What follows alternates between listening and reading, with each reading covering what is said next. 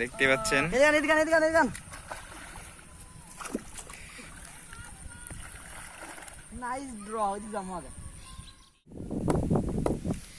আসসালামু আলাইকুম।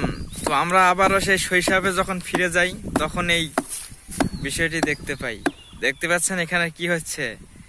এখানে সেই ছোটবেলায় যখন এই ডাঙ্গাতে পানি দ্বারা ভরপুর থই থই চারিদিকে করে, তখন ছোটবেলায় নেমে পড়েছিলাম এই কলার গাছ দিয়ে ভুড়া বানাতে।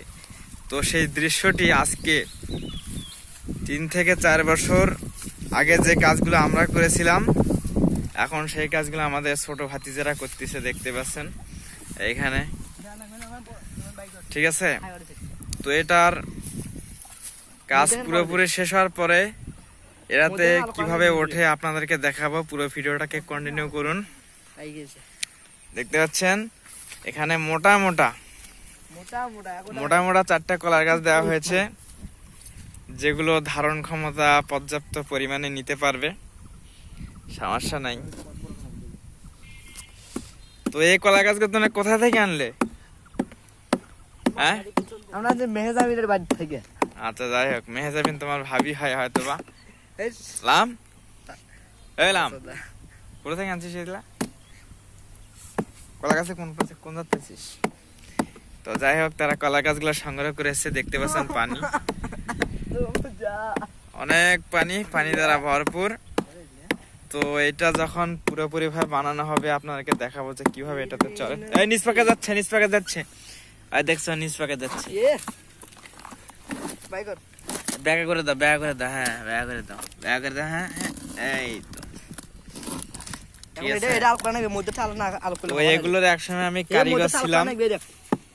ঠিক আছে, একসময় এগুলোর কারিগর ছিলাম। এখন বর্তমানে সেই শৈশবের বয়সটা আর নেই, কিন্তু শখটা এখনো মনের ভিতর রয়ে গেছে। ঠিক আছে, সবাই ভ্লগটাকে কন্টিনিউ করুন।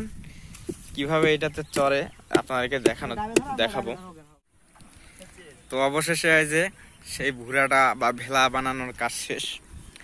দেখি এখন একটু উঠি। দাঁড়াও দেখি বাবা, দেখি বিসমিল্লাহির রহমানির। ওয়াও, বুড়া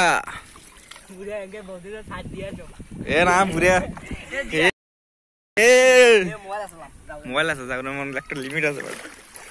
সুন্দর দেখেন, আমি কিন্তু অনেকটা দূরে এসেছি এবং কি দাঁড়িয়ে আছি।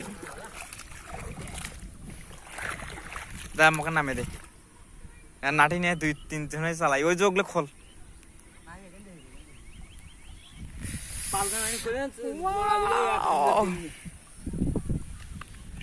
Wow, nice to meet you. আস্তে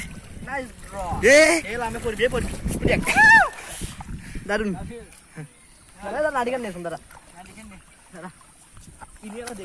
দেখতে পাচ্ছেন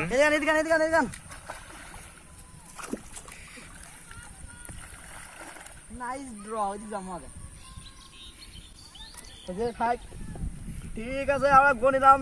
টাটা, বাই বাই। কি দেখতে পাচ্ছেন, চলে গেল। চলে গেলাম আমরা বিদেশে।